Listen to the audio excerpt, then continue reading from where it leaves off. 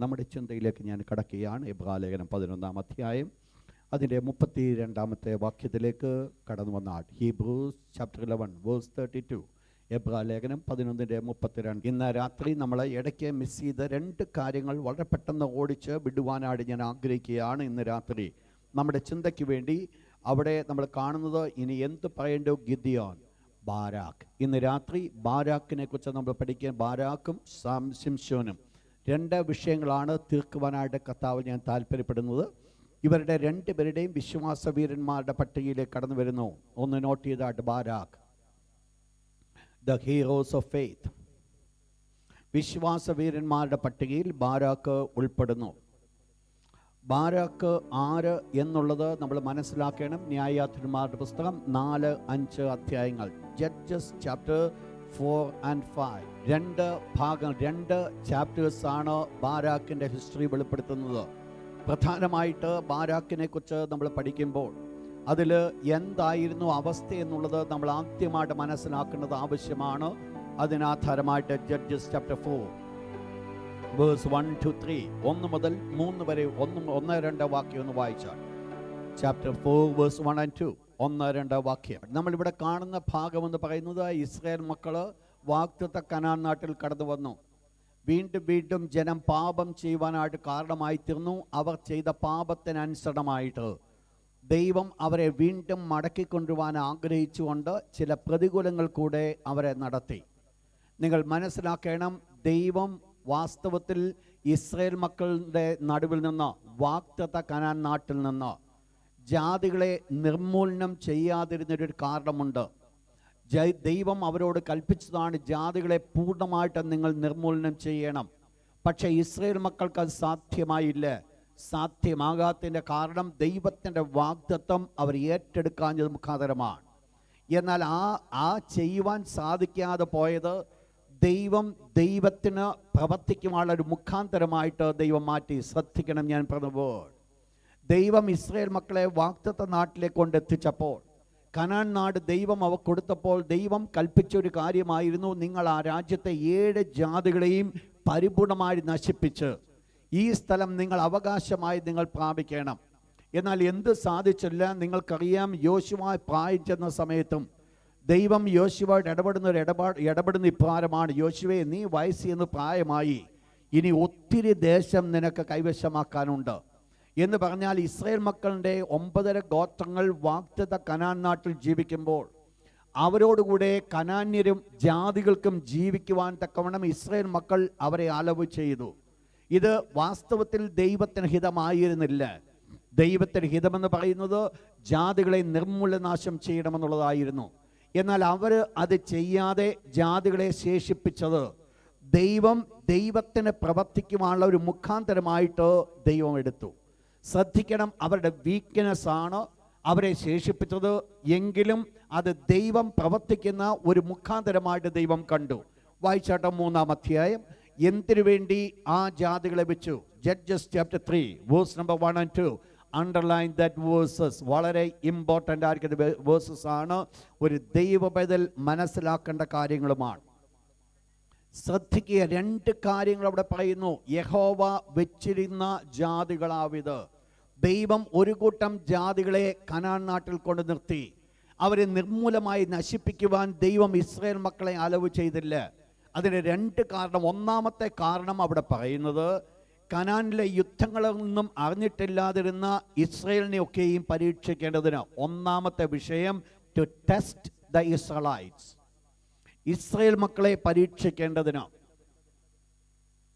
എന്താണ് ഇസ്രായേൽ മക്കളെ പരീക്ഷിക്കുക എന്ന് പറഞ്ഞാൽ, ഇസ്രായേൽ മക്കളെ പരീക്ഷിക്കുന്നത് വിശ്വാസത്തിൽ നിൽക്കുന്നുവോ ഇല്ലയോ എന്നാണ് പരീക്ഷ.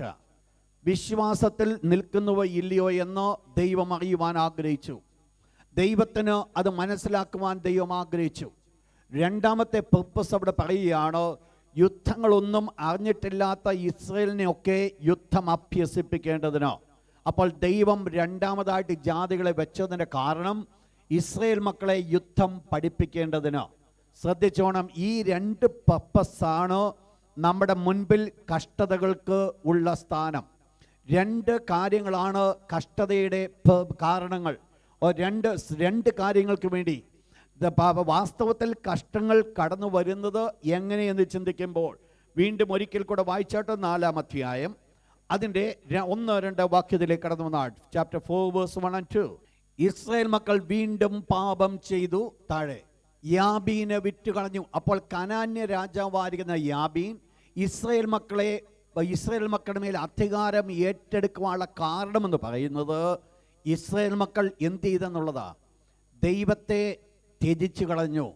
ദൈവത്തെ ത്യജിച്ചത് കൊണ്ടാണ് ഈ കനാന്യ രാജാവായിരിക്കുന്ന യാബീൻ ഇവരുടെ മേൽ അധികാരം ഏറ്റെടുക്കുവാൻ കാരണമായത്. ശ്രദ്ധിക്കുക, ഞാൻ പറഞ്ഞ ആദ്യത്തെ വേർഡ്, ഇസ്രായേൽ മക്കളെ പരീക്ഷിക്കേണ്ടതിന് എന്താ പരീക്ഷിക്കേണ്ടിയിരുന്നത്? 1, ദൈവത്തിൻ്റെ കൃപയിൽ തന്നെ, ദൈവത്തിൽ ആശ്രയിച്ചുകൊണ്ട് തന്നെ അവർ നിൽക്കുമോ ഇല്ലയോ എന്ന്. അവർക്ക് ദൈവം സമൃദ്ധി കൊടുക്കുമ്പോൾ, അവർക്ക് ദൈവം അനുഗ്രഹിക്കുമ്പോൾ ദൈവത്തിൽ അവർ ആശ്രയിച്ച് നിൽക്കുമോ ഇല്ലയോ എന്നുള്ളത് സ്വർഗത്തിലെ ദൈവം അറിയുവാനായിട്ട് ആഗ്രഹിച്ചു. അതുകൊണ്ട് ദൈവം എന്ത് ചെയ്തു? ഈ ജാതികളെ അവിടെ വെച്ചു. ജാതികളെ വെച്ചുകൊണ്ട് എന്താ സംഭവിച്ചത്? ഒരല്പമെങ്കിലും ഇസ്രായേൽ മക്കൾ പിന്നോട്ട് മാറുമ്പോൾ, ദൈവകൃപയിൽ നിന്ന് വിട്ടുമാറുമ്പോൾ ജാതികൾ ഇസ്രായേൽ മക്കളുടെ മേൽ അധികാരം ഏറ്റെടുക്കുവാൻ ദൈവം അലവ് ചെയ്യുന്നു. ശ്രദ്ധിക്കണം ഈ വേർഡ്. ജാതികൾ ഇസ്രായേൽ മക്കളുടെ മേൽ അധികാരം ഏറ്റെടുക്കുവാനുള്ള കാരണം ഇസ്രായേൽ മക്കൾ വിശ്വാസത്തിൽ നിൽക്കുന്നത് കൊണ്ടല്ല, വിശ്വാസത്യാഗം അവരുടെ ജീവിതത്തിൽ സംഭവിക്കുന്നത് കൊണ്ട്. പലപ്പോഴും വിശ്വാസത്യാഗം സംഭവിക്കുമ്പോഴാണ് ജാതികൾ നമ്മുടെ മേൽ അവകാശം ഏറ്റെടുക്കുന്നത്. 2, അവിടെ പറയുന്നത് യുദ്ധങ്ങളൊന്നും അറിഞ്ഞിട്ടില്ലാത്ത ഇസ്രായേൽ മക്കളെ യുദ്ധം അഭ്യസിപ്പിക്കേണ്ടതിന്. അപ്പോൾ നമ്മൾ ആരോഗ്യമുള്ളവരായിരിക്കണമെങ്കിൽ ശത്രു വളരെ ആവശ്യമാണ്. നമ്മുടെ ജീവിതത്തിൽ കടന്നു വരുന്ന ഓരോ ശത്രുക്കളും അല്ലെങ്കിൽ നമ്മുടെ ജീവിതത്തിൽ കടന്നു വരുന്ന ഓരോ പരീക്ഷകളും നമ്മെ യുദ്ധം അഭ്യസിപ്പിക്കുക. എന്തുവാ യുദ്ധം അഭ്യസിപ്പിക്കുക? ഒരേ ഒരു കാര്യം മാത്രമാണ് ചെയ്യുന്നത്. എൻ്റെ ദൈവം എന്നോടുകൂടി ഉണ്ടെങ്കിൽ എനിക്ക് ഈ ശത്രുവിനെ തോൽപ്പിക്കുവാൻ സാധിക്കും. സിംഹത്തിൻ്റെ കയ്യിൽ നിന്ന് ഈ ദൈവം എന്നെ വിടുവിച്ചുവെങ്കിൽ ഈ അഗ്രചർമ്മിയുടെ കയ്യിൽ നിന്നും ദൈവം എന്നെ വിടുവിക്കും. ഇവിടെയാണ് അഭ്യാസം കടന്നു വരുന്നത്. അത് മാത്രമല്ല, പ്രാക്ടിക്കലായിരിക്കുന്ന കാര്യങ്ങൾ മനസ്സിലാക്കുവാനാണ് ദൈവം ശത്രുക്കളെ വെച്ചത്. എൻ്റെ വിഷയത്തിൽ ഞാൻ മടങ്ങി വരുന്നു. ഇവിടെ പറയപ്പെടുന്നത് ഇസ്രായേൽ മക്കൾ പിന്മാറ്റത്തിന് അനുഭവത്തിലേക്ക് കടന്നുപോയപ്പോൾ അവരുടെ നടുവിൽ വസിച്ചുകൊണ്ടിരുന്ന രാജാവായിരിക്കുന്ന ഒരു യാബീനെ ഈ ദൈവം അധികാരപ്പെടുത്തിക്കൊണ്ട്, പ്രബലപ്പെടുത്തിക്കൊണ്ട് ദൈവം അവരുടെ ഈ ഇസ്രായേൽ മക്കളെ ഭരിക്കുവാനായിട്ട് കാരണമായി തീർന്നു. യാബീൻ വളരെയധികമായിട്ട് അവരെ ഭാരപ്പെടുത്തി. ഈ യാബീനെ കുറിച്ച് ഞാൻ പഠിച്ചപ്പോൾ എനിക്ക് വളരെ രസകരമായിട്ട് ഒരു കാര്യം തോന്നി. നിങ്ങൾ ഒന്ന് പഠിച്ചാൽ യോശുവയുടെ പുസ്തകം 11-ാം അധ്യായം, യോശുവയുടെ പുസ്തകം 11-ാം അധ്യായം അതിൻ്റെ 1-ാമത്തെ വാക്യത്തിലേക്ക് കടന്നു വന്നാണ്. വേഴ്സ് 1 വളരെ ബ്യൂട്ടിഫുൾ ആയിരിക്കുന്ന ഒരു രഹസ്യം അതിനകത്തുണ്ട്. ഹാസോർ രാജാവായിരിക്കുന്ന യാബീൻ ഇത് കേട്ടപ്പോൾ,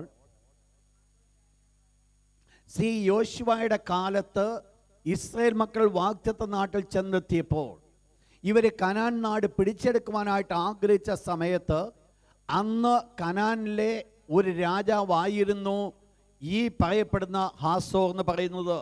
ഹാസോർ രാജാവായിരിക്കുന്ന യാബീൻ. നമ്മൾ വായിച്ചുമായിരിക്കുന്ന ഈ വിഷയത്തിലേക്ക് കടന്നു വന്നാട്ട് 4-ാം അധ്യായം 2-ാമത്തെ വാക്യം, ആ ഭാഗം കളയരുത്.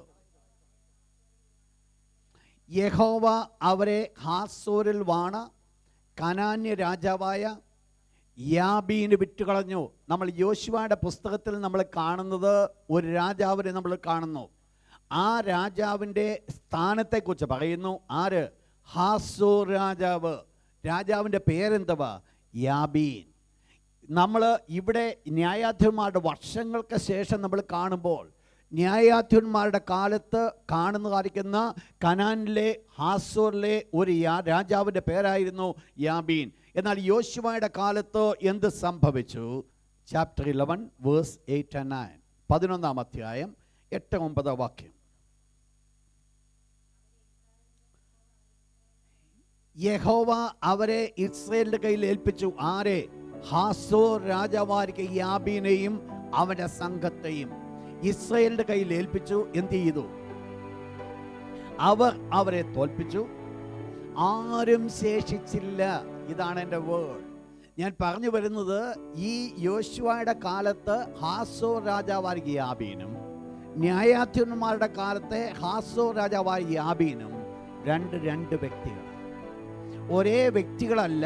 പക്ഷെങ്കിൽ ഒന്ന് മനസ്സിലാക്കണം, വർഷങ്ങൾക്ക് മുൻപ്, ഒരുപക്ഷെ 10-50 വർഷങ്ങൾക്ക് മുൻപ് യോശുവ നിർമൂലമായി നശിപ്പിച്ച രാജ്യത്തിലെ ഒരു രാജാവ് ഇസ്രായേൽ മക്കളുടെ പാപം മുഖാന്തരമായിട്ട് വീണ്ടും ശക്തിപ്പെട്ട് ഇസ്രായേൽ മക്കളെ ഭരിക്കുവാനായിട്ട് കാരണമായി തീർന്നു. ശ്രദ്ധിക്കണം എൻ്റെ പോയിന്റ്. ഒരു കാലത്ത് തോൽപ്പിക്കപ്പെട്ടതായിരിക്കുന്ന ശത്രു ചില കാലങ്ങൾക്ക് ശേഷം അടിമപ്പെടുത്തുന്ന ഒരു സംഭവത്തെയാണ് നമ്മളിവിടെ കാണുന്നത്. ശ്രദ്ധിക്കണേ വേർഡ്. ചില വർഷങ്ങൾക്ക് മുമ്പ് ആ ശത്രുവിനെ നശിപ്പിച്ചതാ, നിർമ്മൂലമായിട്ട് നശിപ്പിച്ചതാ, ഒട്ടുമില്ല. ആ യാബീൻ, ഹാസോർ രാജാവായ യാബീൻ്റെ യാതൊരു പൊടി പോലുമില്ല. പരിപൂർണമായിട്ട് നശിപ്പിച്ച് നാമാവശേഷമാക്കി കളഞ്ഞുവെങ്കിൽ, ഒരുത്തൻ പോലും ശേഷിക്കാതെ ആ ദേശത്തെ പരിപൂർണമായിട്ട് നശിപ്പിച്ചുവെങ്കിൽ, വർഷങ്ങൾക്ക് ശേഷം ന്യായാധിപന്മാരുടെ കാലം കടന്നു വന്നപ്പോൾ, ഇസ്രായേൽ മക്കളുടെ പിന്മാറ്റത്തിൻ്റെ അനുഭവത്തിലേക്ക് അവർ കടന്നുപോയപ്പോൾ ദൈവം എന്ത് ചെയ്തു? ഏത് നശിക്കുവാൻ ഇടയായിത്തീർന്നുവോ അതിൽ നിന്ന് ഒരു സന്തതി ആയിരിക്കാം, അല്ലെങ്കിൽ മറ്റാരെങ്കിലും ആയിരിക്കാം. ബട്ട് അവിടുന്ന് എന്ത് ചെയ്തു?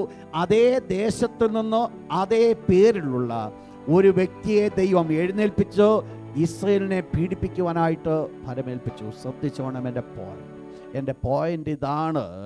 ഒരിക്കൽ നശിപ്പിച്ചു എന്ന് പറഞ്ഞുകൊണ്ട് ഈസി ആയിട്ടിരിക്കുവാനല്ല, ഒരല്പമെങ്കിലും നിഗ്ലക്റ്റ് ചെയ്യപ്പെടുന്നുവെങ്കിൽ ഈ നശിക്കപ്പെട്ടു എന്ന് ചിന്തിക്കുന്നവർ തുടർന്ന് ഭരിക്കുവാൻ കാരണമായി തീരും.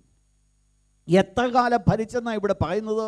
ഏകദേശം 20 വർഷം ഭരിക്കുവാനായിട്ട് കാരണമായി തീർന്നു. അന്ന് ഇസ്രായേൽ മക്കളെ ഭരിച്ചില്ല. അന്ന് ഇസ്രായേൽ മക്കളെ ഇസ്രായേൽ മക്കൾ ഇവരെ വെട്ടിപ്പിടിച്ചെടുക്കുകയായിരുന്നു. എന്നാൽ ഇന്നത്തെ സാഹചര്യം അതല്ല. ഇന്ന് ഈ യാബീൻ, ഹാസോർ രാജാവായ യാബീൻ അവരെ ഭരിക്കുവാനായിട്ട് കാരണമായി തീർന്നു. അവർ സ്ലേവായി, അടിമകളായി മാറ്റപ്പെട്ടു. ഒരു കാലത്ത് അടിമകളായിരുന്നില്ല, എന്നാൽ ഇപ്പോൾ അവർ അടിമകളായി തീരുവാനായിട്ട് കാരണമായി തീർന്നു. രണ്ടും രണ്ട് രാജാക്കന്മാരാണ്. ഒരുപക്ഷെ ഒരു കുടുംബത്തിൽ നിന്ന് ജനിക്കപ്പെട്ടതായിരിക്കാം എന്ന് ഞാൻ ചിന്തിക്കുന്നു. ആകണമെന്നുമില്ല. പക്ഷേ ഒരേ പേരിൽ ആ രാജാവിനെ തന്നെ ആ ദേശത്ത് നിന്ന് എഴുന്നേൽപ്പിച്ചപ്പോൾ നിങ്ങൾ മനസ്സിലാക്കണം, ദൈവത്തിൻ്റെ വചനത്തിൽ ആ പേര് എഴുതപ്പെടുന്നുവെങ്കിൽ അതിന് ദൈവമക്കൾക്ക് ചില പ്രത്യേകമായിരിക്കുന്ന ആലോചന ദൈവത്തിന് കൊടുക്കുവാനുണ്ട്. ആലോചനയാണ് ഞാൻ നിങ്ങളോട് പറയുവാനിടയായിത്തീർന്നു. ഇവിടെ വിഷയം എന്ന് പറഞ്ഞ് 20 വർഷം ഇസ്രായേൽ മക്കൾ ആ ഹാസോർ രാജാവായ യാബീൻ്റെ കൈക്കീഴിലായിരുന്നു. യാബീൻ ഇവരെ വളരെയധികമായിട്ട് കഷ്ടപ്പെടുത്തി. യാബീൻ്റെ സേനാധിപതിയുടെ പേരാണ് സീസരെ എന്ന് പറയുന്നത്. ഞാൻ സംഭവം പറഞ്ഞുകൊണ്ട് എന്താണ് ബാരാക്കിൻ്റെ വിശ്വാസം എന്നുള്ളത് ഞാൻ പറഞ്ഞു വരാം. ഇവിടെ നമ്മൾ കാണുന്നത്, ആ സമയത്ത് ഇസ്രായേലിൽ ന്യായം പാലിച്ചുകൊണ്ടിരുന്നത്, ന്യായവിധി നടത്തിക്കൊണ്ടിരുന്ന ഒരു സ്ത്രീയായിരുന്നു. ആ സ്ത്രീ ഒരു പ്രവാചകിയായിരുന്നു. പ്രവാചകി ദൈവസന്നിധാനത്തിൽ ഇരുന്നു കൊണ്ട് ഇസ്രായേൽ മക്കൾക്ക് ന്യായം പാലിച്ചു കൊടുത്തുകൊണ്ടിരിക്കുന്ന സമയത്ത് ഒരു പർട്ടിക്കുലർ സമയം ഇസ്രായേൽ മക്കൾ തങ്ങളുടെ പാപങ്ങളെക്കുറിച്ച് മനസ്സിലാക്കി ദൈവത്തോട് അവർ ഏറ്റുപറഞ്ഞ് നിലവിളിച്ചപ്പോൾ സ്വർഗ്ഗത്തിലെ ദൈവം അവരോട് കരുണ തോന്നി അവരെ വിടുവിക്കുവാനായിട്ട് ആഗ്രഹിച്ചു. അങ്ങനെയാണ് ദൈവം ആ പ്രവാചകിയിൽ കൂടെ ദൈവം ഇപ്രകാരം ഈ ബാരാക്കിന് വെളിപ്പെടുത്തി കൊടുത്തു, നിന്നെ കൊണ്ട് ഇസ്രായേൽ മക്കൾക്ക് യാബീനെ തോൽപ്പിക്കുവാൻ പോകുകയാണ്. നിന്നെ ദൈവം അതിനുവേണ്ടി തിരഞ്ഞെടുത്തു. ഈ തിരഞ്ഞെടുക്കപ്പെട്ട വാർത്തകൾ കേട്ടപ്പോൾ ബാരാക്ക് ഒരു കാര്യം പറഞ്ഞു, നീ എന്നോട് കൂടെ വരുന്നുവെങ്കിൽ ഞാൻ പോകാം. ഈ പ്രവാചകിയുമായിട്ട് 10,000 പടയാളികളുമായിട്ട് ബാരാക്ക് കടന്നു പോകുകയാണ്. മലമുകളിലേക്ക് കടന്നു ചെന്നു, മെഗിദോയിലേക്ക് കടന്നു ചെന്ന് അവിടെ വെച്ച് യുദ്ധം ചെയ്തു. ദൈവം അത്ഭുതകരമായ രീതിയിൽ ഈ യാബീൻ രാജാവിനെയും സീസരെയും പടയാളിയൊക്കെ കരങ്ങളിൽ ഏൽപ്പിച്ചു. സീസര രക്ഷപ്പെടുവാൻ ഇടയായിത്തീർന്നുവെങ്കിലും ആ പർട്ടിക്കുലർ സ്ഥലത്താണ് മോശയുടെ അളിയനായി കേന്യനായിരിക്കുന്ന ഒരു വ്യക്തി, അദ്ദേഹത്തിൻ്റെ ഭാര്യ, അവർ കുടുംബമായിട്ട് അവിടെ താമസിച്ചുകൊണ്ടിരിക്കുക. ഈ സീസരെ ഓടി ചെന്ന് ഈ വീട്ടിൽ കയറി. അവർ തമ്മിൽ സ്നേഹബന്ധമുണ്ടായിരുന്നു. അതുകൊണ്ട് അവരോട് ചോദിച്ചു, എനിക്ക് അല്പം കുടിപ്പാൻ വെള്ളം തരണം. കുടിക്കാനൊക്കെ വെള്ളം കൊടുത്തു. അത് കഴിഞ്ഞ് ഒളിച്ചിരിക്കുവാനായിട്ട് ഇടം കൊടുത്തു. ഒളിച്ചിരിക്കുന്നതിനിടയിൽ ഈ സ്ത്രീ ചെന്നിട്ട് ഒരു കുറ്റിയെടുത്ത് ഈ സീസറുടെ ചെവിയിൽ കൂടെ തുളച്ച് അവിടെ വെച്ച് സീസര മരിച്ച് വീഴുകയാണ്.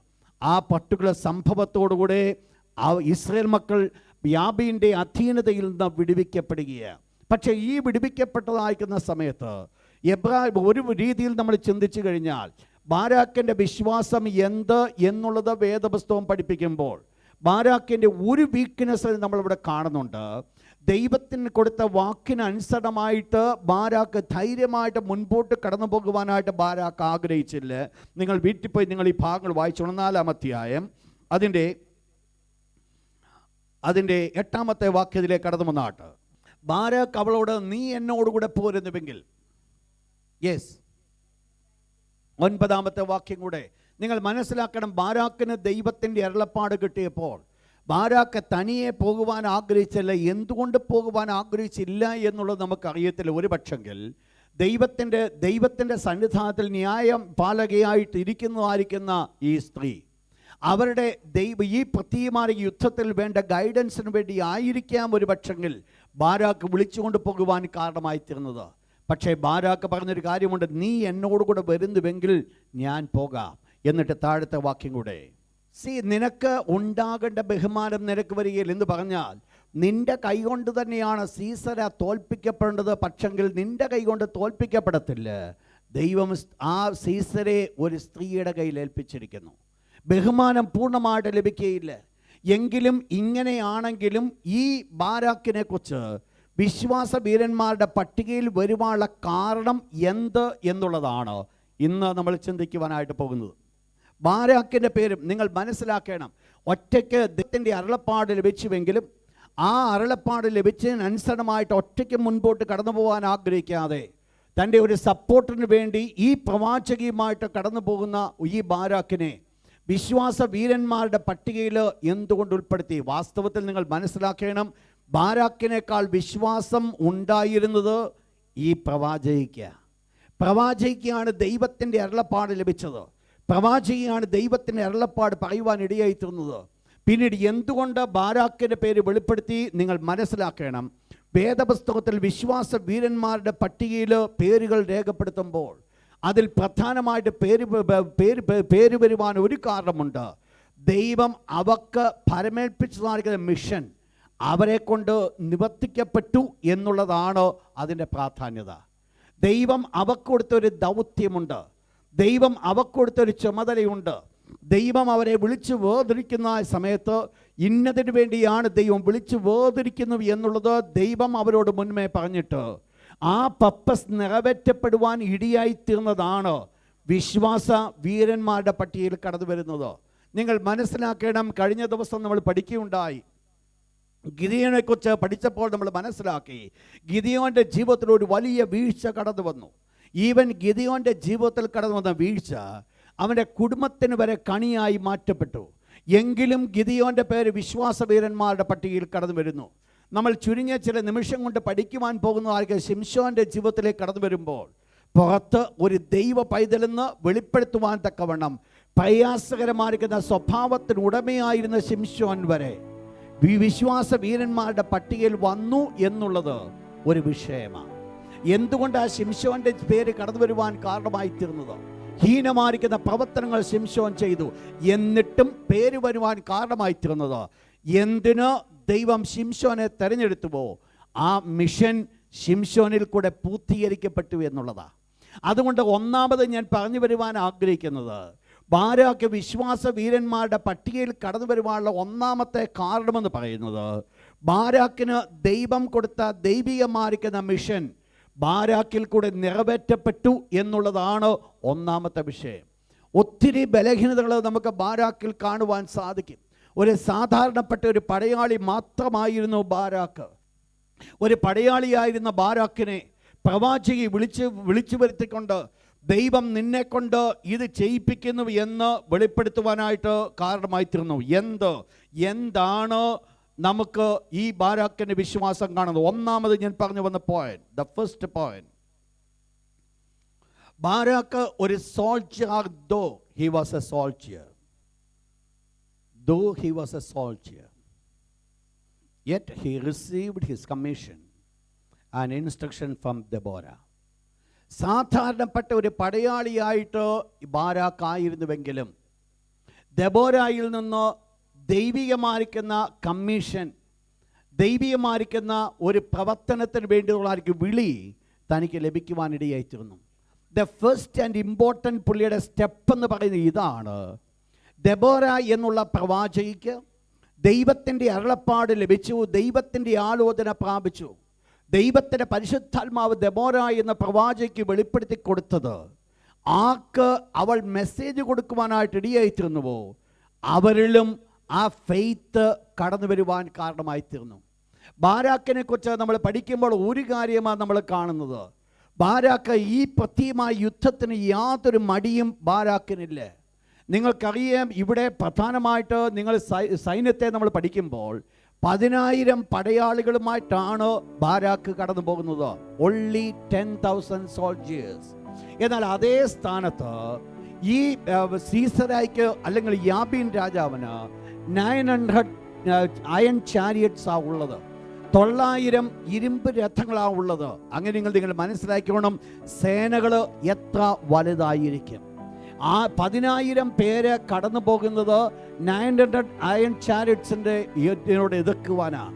നിങ്ങൾ മനസ്സിലാക്കണം, അന്നത്തെ കാലത്തെ യുദ്ധമെന്ന് പറയുന്ന ബോംബൊന്നും അല്ല, പിന്നെയോ വാളുകൊണ്ട് വെട്ടിക്കൊള്ളുക, അമ്പ് ചെയ്യുക, ഇതാണ് ആകുന്നുവെങ്കിൽ അന്ന് സുരക്ഷിതമെന്ന് പറയുന്നത് പടക്കൂട്ടത്തിൻ്റെ ശക്തി. 2, അവർക്ക് വേണ്ടത് അവരുടെ സേഫ്റ്റി. ഇസ്രായേൽ മക്കൾക്ക് ഒരു രഥങ്ങൾ പോലുമില്ല, അവർക്ക് സുരക്ഷിതത്വം ഒന്നുമില്ല. അവർ നേരെ യുദ്ധത്തിന് വേണ്ടി ഫേസ് ടു ഫേസ് ചെയ്യേണ്ടവരാണ്. ഏത് സമയത്തും ശത്രുവിന് അവരെ തോൽപ്പിക്കുവാനായിട്ട് സാധിക്കും.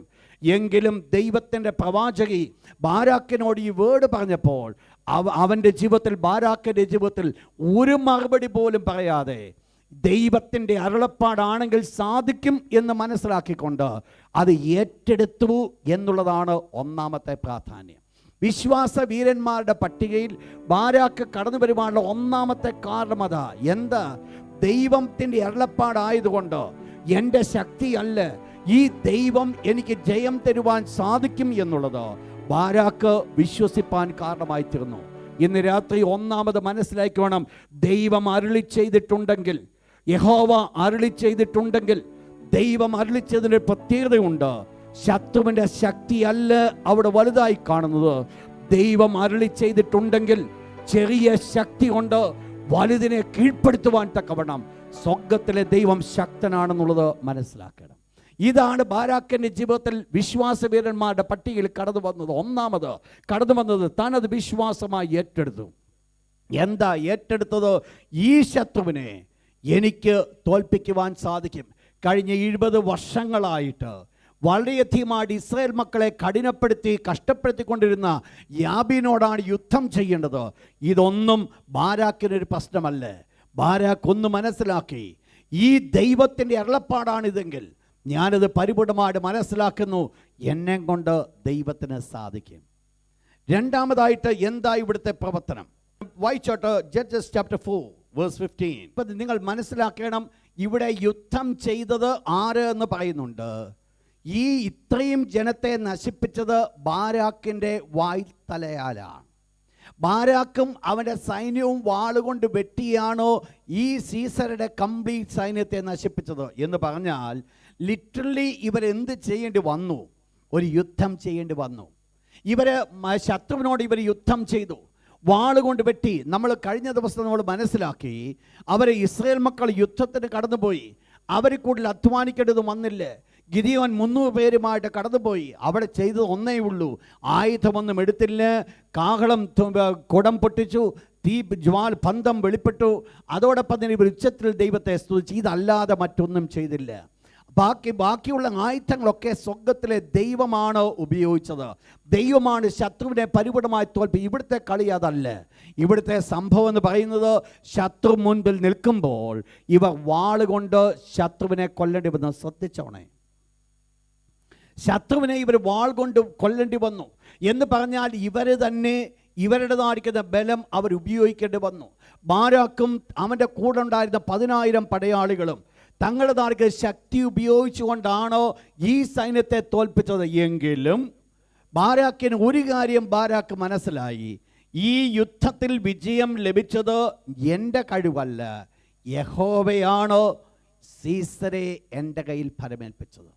തൻ്റെ രണ്ടാമത്തെ വിശ്വാസത്തിൻ്റെ പ്രത്യേകത, വിശ്വാസത്താലാണ് ഈ വലിയ വിജയമെടുത്തത് എന്ന് പറഞ്ഞാൽ ബാരാക്കിന് ഒരു കാര്യം മനസ്സിലാക്കി, എൻ്റെ ശക്തിയല്ല ഈ ശത്രുവിനെ തോൽപ്പിക്കുന്നത്, പിന്നെ ആര്? യഹോവ. യഹോവയാണോ ശത്രുവിനെ തോൽപ്പിക്കുന്നത്? ശ്രദ്ധിക്കണം ഈ വിഷയം. ജയത്തിന് കുതിര വ്യർത്ഥമാകുന്നു, പക്ഷേ യുദ്ധ ദിവസത്തേക്ക് കുതിരയെ ചമയിക്കുന്നു. കുതിരയെ ചമയിക്കേണ്ടത് വളരെ ആവശ്യമാണ്. യുദ്ധത്തിന് കുതിര വേണ്ടത് വളരെ ആവശ്യമാണ്. പക്ഷേ എൻ്റെ ആശ്രയം കുതിരയിലാകരുത്. ഇതാണിവിടെ സീസറിൽ സംഭവിച്ചത്.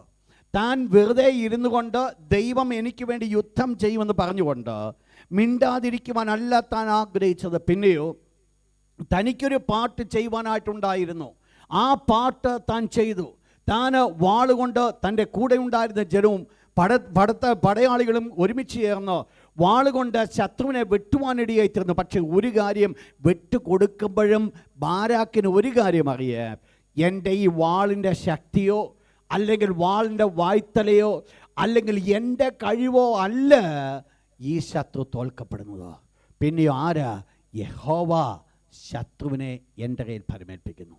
യഹോവ ശത്രുവിനെ എൻ്റെ കയ്യിൽ ശ്രദ്ധിക്കണമേ നിങ്ങൾ ഈ വേർഡ്.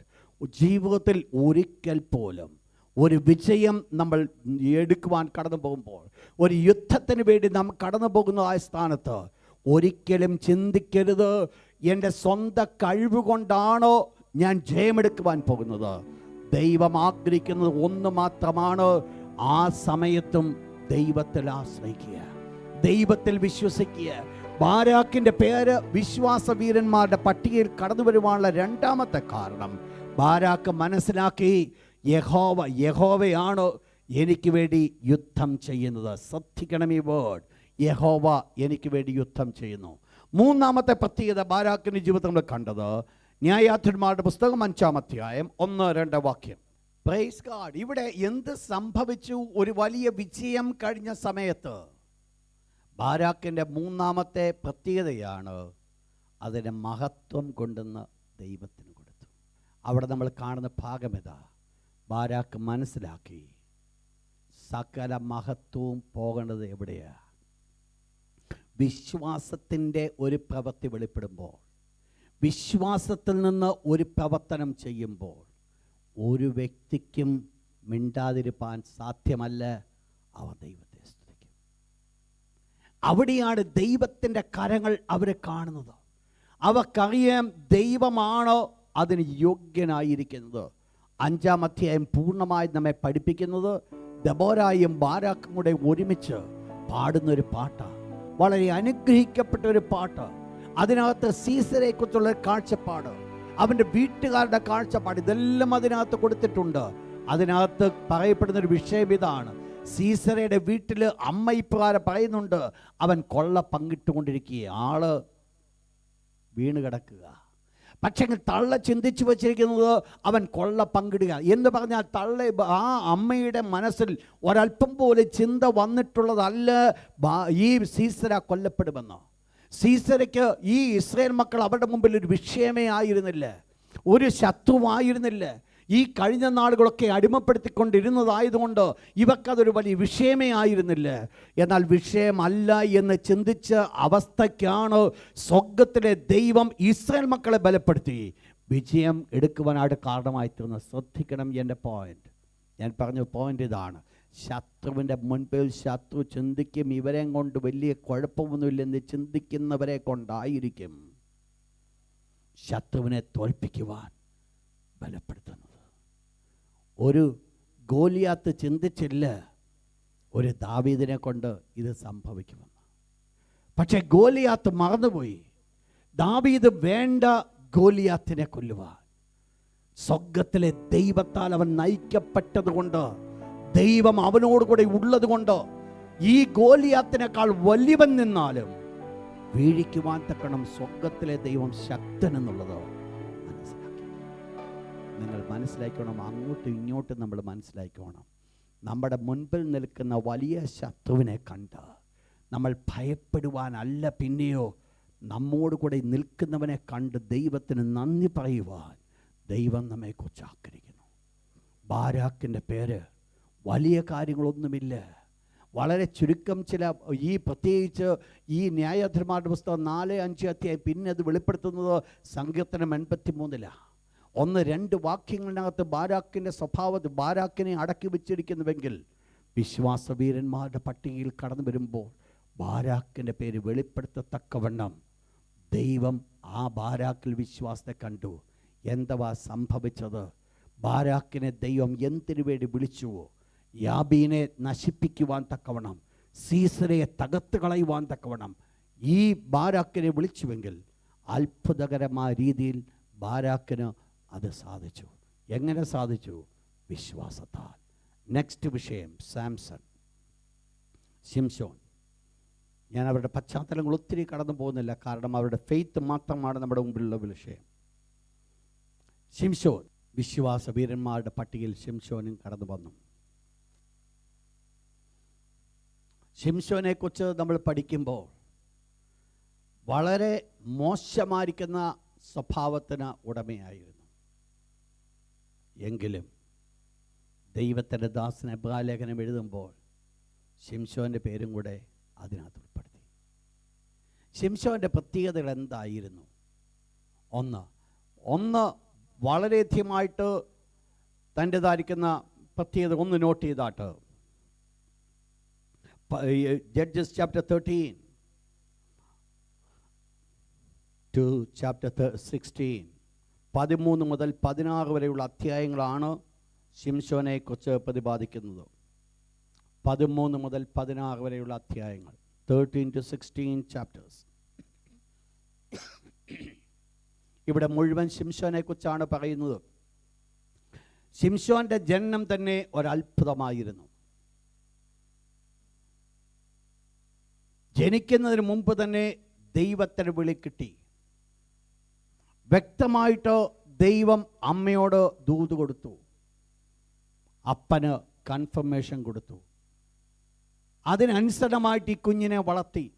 കുഞ്ഞ് വളർന്നു വരുമ്പോൾ ഒരു പ്രത്യേകതയുണ്ട്, ദൈവത്തിന് നാസീറായിരിക്കും. നാസീർ വ്രതമാണ് അവർ ചെയ്യേണ്ടത്. നാസീർ വ്രതത്തിൻ്റെ 2-3 പ്രത്യേകതയുണ്ട്. അതിലൊന്നാമത്തെ പ്രത്യേകത, മുന്തിരി തൊടുവാനായിട്ട് അവർക്ക് സാധ്യമല്ല. മുന്തിരി, ഗ്രേപ്സ്, വൈനോ അല്ലെങ്കിൽ അതിനേക്കാൾ ആൽക്കഹോളിക്കോ തൊടുവാനായിട്ട് സാധ്യമല്ല. രണ്ടാമതായിട്ട് ഒരു ശവത്തെ അവർക്ക് തൊടുവാൻ സാധ്യമല്ല. മൂന്നാമത്തത്, തലമുടി ക്ഷൗരം ചെയ്യാൻ പറ്റത്തില്ല. ഒരു നസീർ വ്രതക്കാരന് ദൈവം കൊടുത്ത ഉടമ്പടി അതാണ്. നസീർ വ്രതം എന്ന് പറയുന്നത് ലൈഫ് ലോങ് ആകണമെന്നില്ല. ചുരുങ്ങിയ ചില കാലത്തേക്ക് നസീർ വ്രതം അനുഭവിക്കാം. അത് അവരവർ ദൈവത്തിന് മുൻപാകെ എടുക്കുന്ന കമ്മിറ്റ്മെൻറ്റ് പോലെയാണ്. ആ ദൈവത്തിന് മുമ്പാകെ എടുക്കുന്ന സമർപ്പണം, അതിനനുസരമായിട്ട് അവർ മുൻപോട്ട് കടന്നു പോകും. എന്താ ഇതിൻ്റെ പ്രത്യേകത എന്ന് പറയുന്നത്? വാസ്തവത്തിൽ ആ തലമുടി വെട്ടരുത്, അല്ലെങ്കിൽ താടി അത് വളർന്നുകൊണ്ടേ ഇരിക്കണം. ഇത് പറയാൻ കാരണം അവരുടെ ശരീരത്തിൻ്റെ സൗഖ്യമല്ല ഇതിനകത്ത് പ്രാധാന്യമായിരിക്കുന്നത്. ദൈവം അവർക്കൊരു വിഷൻ കൊടുത്തിട്ടുണ്ട്. ദൈവത്തിന് മുമ്പാകെ അവർക്കൊരു കമ്മിറ്റ്മെൻ്റ് ഉണ്ട്. ആ കമ്മിറ്റ്മെൻറ്റ് നിറവേറ്റപ്പെടുന്നത് വരെ മറ്റൊന്നിലും അവർ ശ്രദ്ധിക്കാതെ പൂർണ്ണമായിട്ട് അതിനുവേണ്ടി വേർപെടുത്തുക. അതാണ് നാസീർ വ്രതത്തിൻ്റെ ഒരു പ്രത്യേകത. They fully separated for God and his purpose. എന്നാൽ അത് ഒരു പക്ഷെങ്കിൽ ലൈഫ് ലോങ് അത് ചെയ്യുവാൻ. ശിംശോനെക്കുറിച്ച് നമ്മൾ പഠിക്കുന്നതായ സമയത്ത് ശിംശോൻ ജീവപര്യന്തം ഒരു നാസീർ വ്രതമായിട്ടാണ് ദൈവം സെലക്ട് ചെയ്തത്. ലൈഫ് ലോങ് അവൻ ജീവപര്യന്തം അത് ചെയ്യേണ്ടതായിരുന്നു. ദൈവത്തിന് വേണ്ടി വേർപെടുത്തപ്പെട്ട് ഇരിക്കേണ്ടവനാണ്. എന്നാൽ എന്ത് സംഭവിച്ചു? ഈ ശിംശോൻ്റെ ജീവിതത്തിൽ തൻ്റെ വളർച്ചയൊക്കെ വളരെ അനുഗ്രഹമായിട്ട് വളർന്നു വന്നു. ഈ വേദപുസ്തകം നമ്മൾ പഠിക്കുമ്പോൾ ന്യായാധിപന്മാരുടെ പുസ്തകത്തിലേക്ക് വീണ്ടും ഇത് കടന്നു വന്നാട്ട് 14-ാം അധ്യായം. ന്യായാധിപന്മാരുടെ പുസ്തകം 14-ാം അധ്യായം. ശിംശോന്റെ വളർച്ചയുടെ ഒരു പ്രത്യേകത. 13-ാം അധ്യായം 24-25 വാക്യം ഒന്ന് വായിച്ചാണ്. Verse number 24 and 25. ബാലൻ വളർന്നു. ശ്രദ്ധിക്കുക, യഹോവ അവനെ അനുഗ്രഹിച്ചു. നിങ്ങൾ മനസ്സിലാക്കണം, യഹോവയുടെ അനുഗ്രഹം പ്രാപിക്കത്തക്കവണ്ണം ബാലൻ ദൈവത്തെ പ്രസാദിപ്പിച്ചു. നിങ്ങൾ താഴോട്ട് നിങ്ങൾ വായിക്കുമ്പോൾ 25-ാമത്തെ വാക്യം, വേഴ്സ് 25. സോരയ്ക്കും എസ്തോലിനും മധ്യേ യഹോവയുടെ ആത്മാവ് അവനെ ഉദ്യമിപ്പിച്ചുകൊണ്ടിരുന്നു. അപ്പോൾ the spirit of God urges him. ദൈവത്തിൻ്റെ പരിശുദ്ധാത്മാവ് ശിംശോനെ ഏർജ് ചെയ്തുകൊണ്ടിരുന്നു എന്ന് പറഞ്ഞാൽ, തൻ്റെ ആദ്യകാലത്തെ അവസ്ഥയെന്ന് പറയുന്നത്, തൻ്റെ വളർച്ചയെന്ന് പറയുന്നത് വളരെ നല്ല ഒരു പയസ്സായിട്ട് നല്ല ഭക്തിയോടുകൂടെ വളർത്തപ്പെട്ട ഒരു പൈതലായിരുന്നു ശിംശോൻ. വളർച്ച വളരെ അനുഗ്രഹമായിരുന്നു. ദൈവത്തെ പ്രസാദിപ്പിക്കുന്ന ഒരു ജീവിതമാണ് തുടക്കത്തിൽ താൻ നയിച്ചത്. തൻ്റെ ജീവിതത്തിൻ്റെ വീക്ക്നെസ് കടന്നു വരുന്നത് ഇതിനു ശേഷമാണ്. പലപ്പോഴും തൻ്റെ ജീവിതത്തിൽ തെറ്റായിരിക്കുന്ന സ്റ്റെപ്പുകൾ താൻ എടുക്കുവാൻ കാരണമായി തീർന്നത്, തൻ്റെ തെറ്റായ വഴികൾ കൂടെ മുൻപോട്ട് കടന്നുപോയത് ഒരു വലിയ ബലഹീനതയിലേക്ക് തന്നെ നയിക്കുവാനായിട്ട് കാരണമായി തീർന്നു. അത് ഒരു രീതിയിൽ ദൈവം കൊടുത്ത പർപ്പസ് ഒരു പെർഫെക്ഷനിലേക്ക് കടന്നു വരുവാൻ പറ്റാത്തൊരവസ്ഥയിലേക്ക് കടന്നു വന്ന് നിങ്ങൾക്കറിയാം. എന്തിനാണ് ഈ ശിംശോനെ ദൈവം ജനിപ്പിച്ചത് തന്നെ അവിടെ പറയുന്നുണ്ട്, ഫെലിസ്ത്യരെ പരിപൂർണമായി നശിപ്പിക്കുവാൻ തക്കവണ്ണം. ഫെലിസ്ത്യരാണ് ആ ഇസ്രായേൽ മക്കളുടെ ശത്രുവായിരുന്നത്. ആ പർട്ടിക്കുലർ സമയത്ത് ഇസ്രായേൽ മക്കൾ വീണ്ടും പാപം ചെയ്തപ്പോൾ വീണ്ടും ദൈവം ഇസ്രായേൽ മക്കളെ ഫെലിസ്ത്യരുടെ കയ്യിൽ ഏൽപ്പിച്ചു. ഇസ്രായേൽ മക്കളുടെ ജീവിതത്തിൽ കാണുന്ന ഒരു വലിയ വീക്ക്നെസ് ആയിരുന്നു, അവരുടെ ജീവിതത്തിലെ കഷ്ടതയുടെ മധ്യത്തിൽ അവർ ദൈവത്തോട് നിലവിളിക്കും.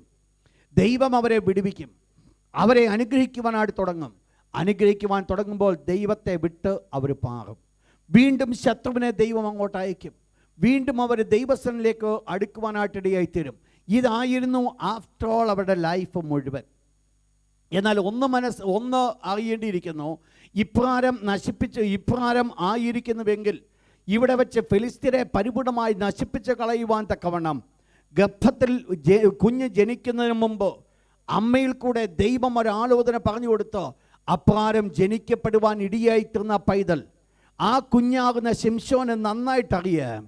ദൈവം എന്നെ ജനിപ്പിച്ചത്, എൻ്റെ മാതാപിതാക്കന്മാരെന്നെ നാസീർവ്രതത്തിൽ വളർത്തിക്കൊണ്ടിരിക്കുന്നത്, എന്നെ വേർപെടുത്തി നിർത്തിക്കൊണ്ടിരിക്കുന്നത്, ഞാനിന്നായിരിക്കുന്നത് ഒരു പർപ്പസ് എന്നുള്ളത് ഈ ശിംശോൻ അറിയാം. ആ പർപ്പസിന് വേണ്ടിയാണ് ശിംശോൻ മുൻപോട്ട് പോയിക്കൊണ്ടിരുന്നത്. അവിടെയാണ് ദൈവത്തിൻ്റെ പരിശുദ്ധാത്മാവ് ശിംശോനെ ഉദ്യമിപ്പിച്ചു കൊണ്ടിരുന്നത്, എന്തിനോ വേണ്ടി പ്രവർത്തിക്കുവാൻ തക്കവണ്ണം. കഴിഞ്ഞ നാളുകളൊക്കെയും വളർന്നു, ദൈവത്തിൻ്റെ പ്രസാദകരമായിട്ട് വളർന്നുവെങ്കിൽ തന്നെ ഏൽപ്പിച്ചു നൽകിയ ദൗത്യത്തിലേക്ക് കടക്കുന്നതിന് മുമ്പ് ദൈവത്തിൻ്റെ പരിശുദ്ധാത്മാവ് ശിംശോനെ ഉദ്യമിപ്പിച്ചുകൊണ്ട് ഈ പ്രവർത്തനത്തിലേക്ക് കടക്കുവാൻ തുടങ്ങുകയാണ്. നിങ്ങൾക്കറിയാം എന്താ ആദ്യം സംഭവിച്ചത്? നേരെ കടന്നുപോയൊരു ഫിലിസ്ത്യ കന്യയെ കണ്ടു, അവളെ ഇഷ്ടപ്പെട്ടു. അപ്പനോടും അമ്മയോടും പറഞ്ഞ് എനിക്ക് അവളെ വിവാഹം കഴിക്കണം. അപ്പനും അമ്മയും ചോദിച്ചു, നിങ്ങൾക്കറിയാം ദൈവത്തിൻ്റെ അരുളപ്പാട് അവർക്ക് ലഭിച്ചതാ, നീ പോയി ഒരു ഫിലിസ്ത്യ കന്യയെ വിവാഹം കഴിക്കണോ? ഒരിക്കലും അരുത്. ദൈവം നിന്നെ വിളിച്ചിരിക്കുന്ന ഫിലിസ്ത്യരെ തോൽപ്പിക്കുവാൻ വേണ്ടിയാ. ദൈവത്തിൻ്റെ ആലോചന എന്നുള്ളത് അവർ മനസ്സിലാക്കിയില്ല. എന്ത് സംഭവിച്ചു? തുടർന്ന് ശിംശോൻ കടന്നുപോയി പോകുന്ന വഴിയിൽ ഒരു സിംഹത്തെ കണ്ടു, അതിനെ കൊന്നു. ആ കൊന്നു വഴി മാറ്റിയിട്ടിരിക്കുക. ചില നാളുകൾ കഴിഞ്ഞ് കടന്നു പോയപ്പോൾ ആ സിംഹത്തിൻ്റെ വായിൽ നിന്ന് തേന്, അതും താൻ എടുത്തുകൊണ്ട് നടക്കുക. ഒന്നാമത്തെ ഉടമ്പടി താൻ ലംഘിച്ചു, ശവത്തെ തുടരുന്നു. എന്ത് സംഭവിച്ചു? പിന്നീട് ഓരോ സ്റ്റെപ്പ് ബൈ സ്റ്റെപ്പായിട്ട് അശുദ്ധമായതൊന്നും തുടരുന്ന ദൈവത്തിൻ്റെ ആലോചനയാണ്. അവിടെ താൻ ബ്രേക്ക് ചെയ്യാതെ വീണ്ടും താൻ മുൻപോട്ട് കടന്നു പോകുകയാണ്. നമുക്കറിയാം, ഒരു പർട്ടിക്കുലർ സമയത്ത് ഫെലിസ്ത്യർ കടന്നു വന്നു, യുദ്ധത്തിന് വേണ്ടി കടന്നു വന്നു. തൻ്റെ കയ്യിൽ കിട്ടിയത് ഒരു കഴുതയുടെ പച്ചത്താടിയല്ല, തുടരുന്ന് പറഞ്ഞത് വീണ്ടും തൻ്റെ കയ്യിലെടുത്തു.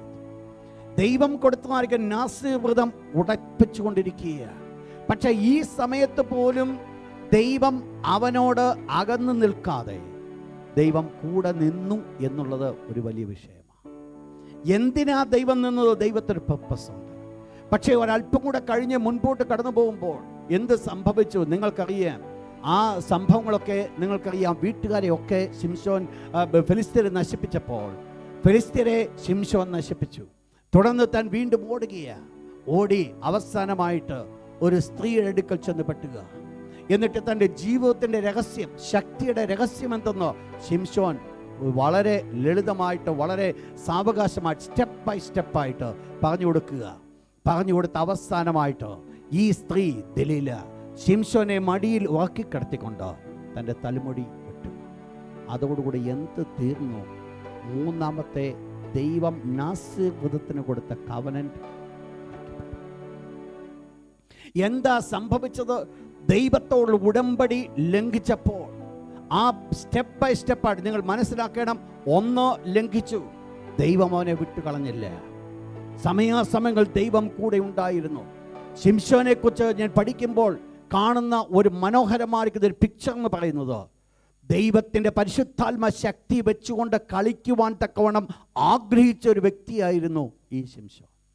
താൻ ചിന്തിച്ചു, ഈ ശക്തി തൻ്റെ സ്വന്തമായിട്ട് കിട്ടുന്നതാ, തന്നിൽ തന്നെ നിക്ഷിപ്തമാക്കി കിടക്കുന്നതാണ് ചിന്തിച്ചു. ഒരിക്കൽ ഫെലിസ്ത്യർ വന്ന് തന്നെ പിടിക്കുവാനായിട്ട് ആഗ്രഹിച്ചപ്പോൾ ഇസ്രായേൽ മക്കൾ ഒരു കാര്യം പറഞ്ഞു, ഫെലിസ്ത്യർ നിന്നെ പിടിക്കുവാൻ വന്നിരിക്കുന്നു, ഞങ്ങൾ നിന്നെ കെട്ടിക്കൊടുക്കുവാൻ പോകുക. ഈ ശിംശോൻ പറഞ്ഞ ഒരൊറ്റ കാര്യമേ ഉള്ളൂ, നിങ്ങളെന്നെ കൊല്ലുന്നില്ല എങ്കിൽ നിങ്ങൾക്ക് കുഴപ്പമില്ല, എന്നെ കൊടുക്കാൻ പറ്റും. ഒരു കയറുകൊണ്ട് കെട്ടി ഈ ശിംശോനെ കൊണ്ടുപോയി ഫെലിസ്ത്യരുടെ കയ്യിൽ കൊടുക്കുവാൻ പോകുമ്പോൾ ശിംശോൻ്റെ ശരീരത്തിൽ കെട്ടപ്പെട്ട കയറുകളൊക്കെ ദ്രവിച്ച് അവിടെ വെച്ചാണ് ഒരു പച്ചത്താടിയിൽ കൊണ്ട് ഒരു വലിയ കൂട്ടത്തെ നശിപ്പിക്കുവാൻ കാരണമായി തീർന്നത്. ആ സമയത്ത് നിങ്ങൾ മനസ്സിലാക്കണം, പാപത്തിൽ നിന്ന് പാപത്തിലേക്ക് താൻ വീണുകൊണ്ടിരിക്കുന്ന സ്ഥാനത്തും ദൈവത്തിൻ്റെ ശക്തി തന്നിൽ കൂടെ വ്യാപരിച്ചു കൊണ്ടിരുന്നത് കൊണ്ട് പാപത്തിൻ്റെതായിരിക്കുന്ന തീഷ്ണതയെക്കുറിച്ച് തനിക്ക് ചിന്തയുണ്ടായിരുന്നില്ല. ഒന്ന്, ദൈവത്തിൻ്റെ ആ ദൈവം കൂടെ ഇരുന്ന് പ്രവർത്തിച്ചത് വീണ്ടും വീണ്ടും ഒരു രീതിയിൽ പാപം ചെയ്യുവാൻ തന്നെ പ്രേരിപ്പിച്ചു. ഈ സ്ത്രീയുടെ അടുക്കൽ കടന്നിലുവാനുള്ള കാരണം അതാ, ദൈവത്തിൻ്റെ പർപ്പസ് ആയിരുന്നില്ല അത്. പിന്നെയോ ദൈവം ആഗ്രഹിച്ചതിന് വിരുദ്ധമായി ദൈവത്തിൻ്റെ ശക്തി കൊണ്ട് തനിക്ക് ചിലത് സാധിക്കും എന്ന് ചിന്തിച്ചുകൊണ്ട് പ്രവർത്തിച്ചതായിരിക്കും ശിംശോൻ. നിങ്ങൾ മനസ്സിലാക്കണം, ദൈവത്തിൻ്റെ പരിശുദ്ധ ശക്തി ഏത് സമയത്തും പ്രവർത്തിക്കുന്നത് വിശുദ്ധിയോടുകൂടെ മാത്രമായിരിക്കും. ജീവിതത്തിൽ തെറ്റ് വരത്തില്ലെന്ന് ഞാൻ പറയുന്നില്ല, തെറ്റുകൾ കടന്നു വരാം. പക്ഷേ മനസ്സിലാക്കണം, ദൈവത്തിൻ്റെ പരിശുദ്ധാത്മാവെന്ന് പറയുന്നത് വിശുദ്ധിയുടെ ആത്മാവാ. നമ്മുടെ ജീവിതം വിശുദ്ധമാകുന്നില്ല എങ്കിൽ ഒരു സമയത്തേക്ക് മാത്രം ഒരു പക്ഷെങ്കിൽ ദൈവത്തിൻ്റെ പരിശുദ്ധാത്മാവ് കൂടുതൽ പ്രവർത്തിക്കുമായിരിക്കാം. കാരണം ഒരു മിഷന് വേണ്ടിയാണ് തിരഞ്ഞെടുത്തത്. ആ മിഷന് നിൽക്കുമ്പോൾ ദൈവം ഒരു പക്ഷേ കൂടെ ഉണ്ടായിരിക്കും. അതിൻ്റെ അർത്ഥം അതല്ല. ഒരു സമയം കടന്നു വരും, ടോട്ടലി തള്ളിക്കളയപ്പെടുന്നൊരു സമയം. ഇവിടെ എന്ത് സംഭവിച്ചോ നിങ്ങൾക്കറിയാം. ഇപ്രാരം തൻ്റെ തലമുടിയുടെ വെട്ടിക്കഴിഞ്ഞപ്പോൾ ഈ താൻ ആരെ കൊല്ലുവാൻ തക്കവണ്ണം ദൈവം ആഗ്രഹിച്ചുവോ അവർ ശിംശോനെ ബന്ധിക്കുവാൻ കാരണമായിത്തീർന്നു. ശ്രദ്ധിക്കണേ ഈ വേർഡുകളൊക്കെ. ആരെ നശിപ്പിക്കുവാൻ ദൈവം തിരഞ്ഞെടുത്തുവോ അവർ നമ്മെ ബന്ധിക്കുവാൻ സാധിക്കും.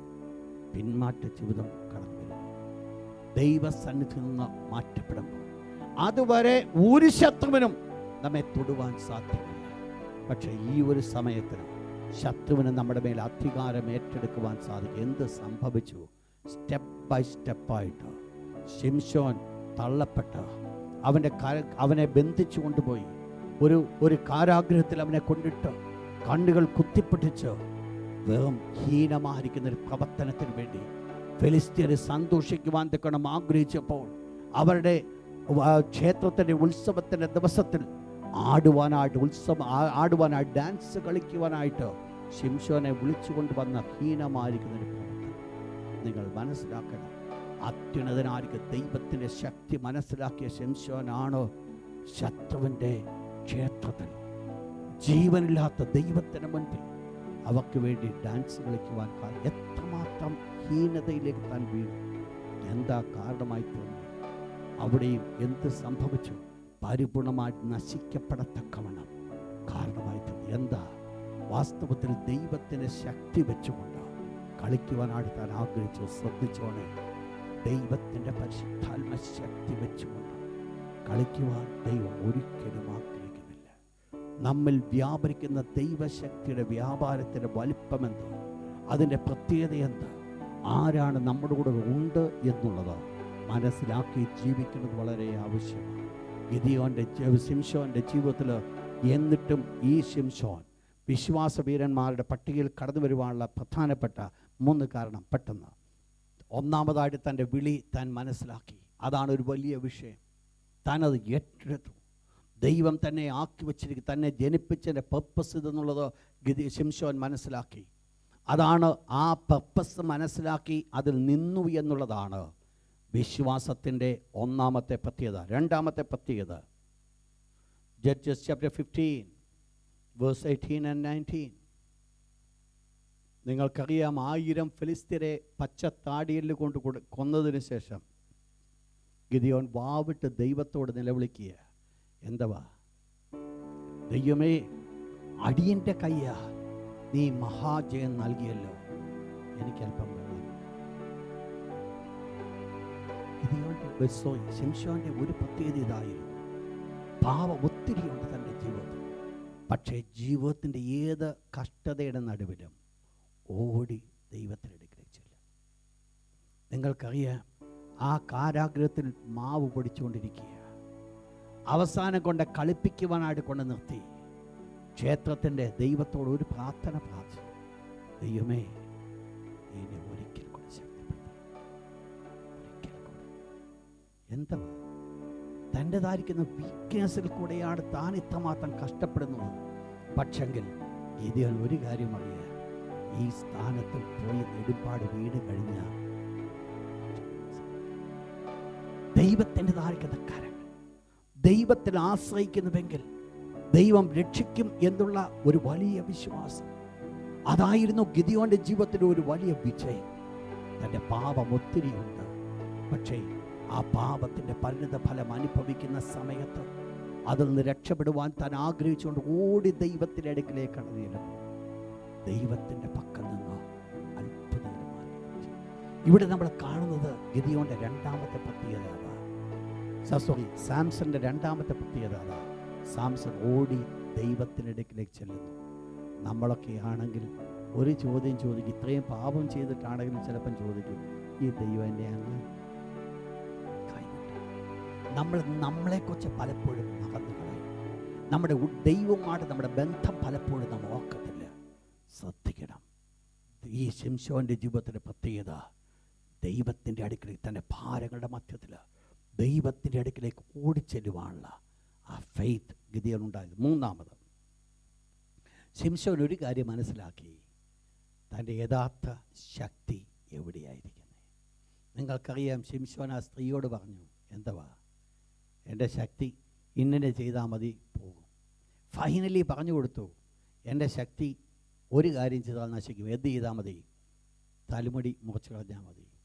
നിങ്ങൾക്കറിയാം, ശിംശോൻ ഒരു കാര്യം മനസ്സിലാക്കി, എൻ്റെ ശക്തി തലമുടിയിലായിരുന്നില്ല ഗിദെയോന്റെ ശിംശോന്റെ ശക്തി. ശിംശോൻ എന്തുകൊണ്ടാണ് അത് പറഞ്ഞു നിങ്ങൾക്ക് മനസ്സിലായില്ലയോ? കാരണം ദൈവത്തിന് നാസ്യപ്രദമാണ്, അവിടാണ് അത് ലംഘിച്ചത്. എന്നാൽ യഥാർത്ഥമായ ശക്തി എവിടെ നിൽക്കുന്നു എന്നുള്ളത് ശിംശോൻ മനസ്സിലാക്കി. എവിടെ മനസ്സിലാക്കി? ഓരോ സമയത്തും അവസാനം ആ ക്ഷേത്രത്തിൻ്റെ മുൻപിൽ നിന്നുകൊണ്ട് 2 തൂണുകളും 2 കൈ പിടിച്ചുകൊണ്ട് നിൽക്കുമ്പോൾ ചോദിക്കുന്ന ഒരു ചോദ്യമുണ്ട്, എൻ്റെ തലമുടി വളർന്നതുകൊണ്ട് എനിക്കിതങ്ങ് കീഴ്പ്പെടുത്താമെന്നല്ല പറയുന്നത്. എൻ്റെ ദൈവമേ, കഴിഞ്ഞ നാളുകളൊക്കെ നീ അടിയൻ്റെ കയ്യാൽ വലിയ വിജയം തന്നിട്ടുണ്ട്. ഈ ഒരു സമയം കൂടെ ഒരു വിജയം എനിക്ക് തരണം. ശിംശോൻ മനസ്സിലാക്കി, എൻ്റെ യഥാർത്ഥ ശക്തി ഇരിക്കുന്നത് എവിടെ?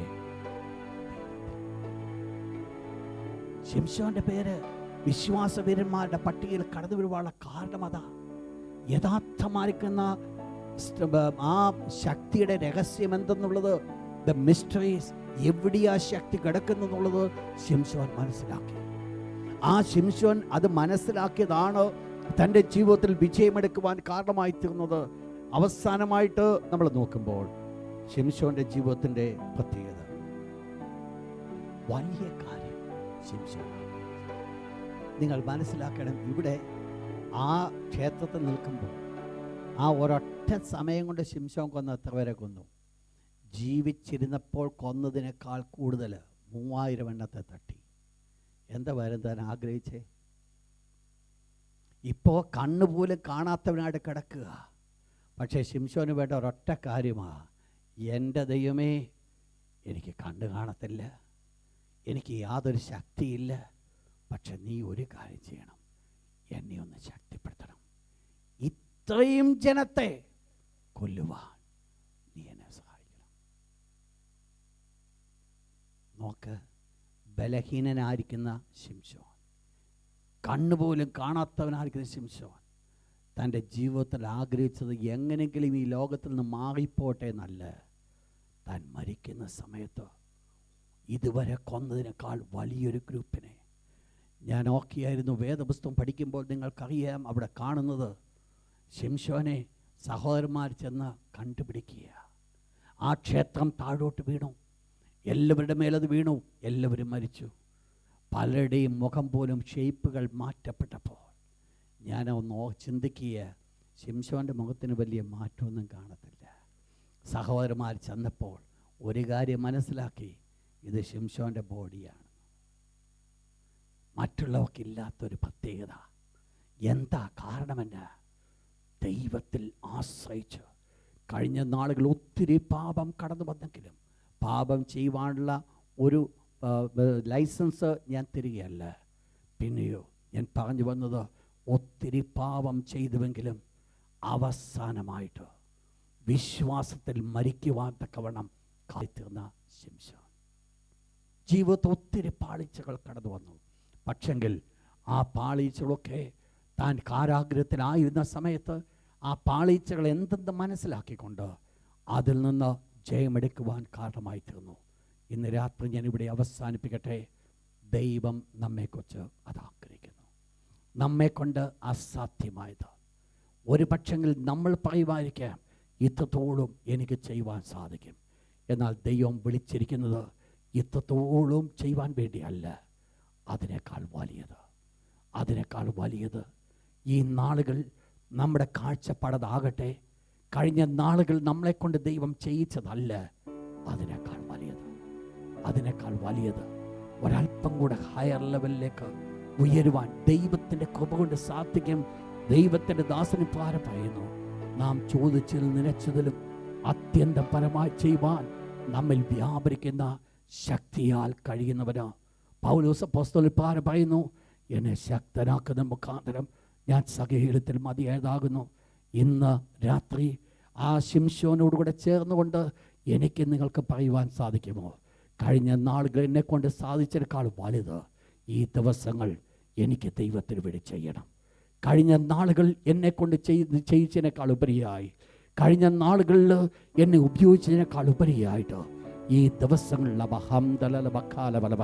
എല്ലാ കണ്ണുകളും ശാന്തമായിട്ട് അടയട്ടെ.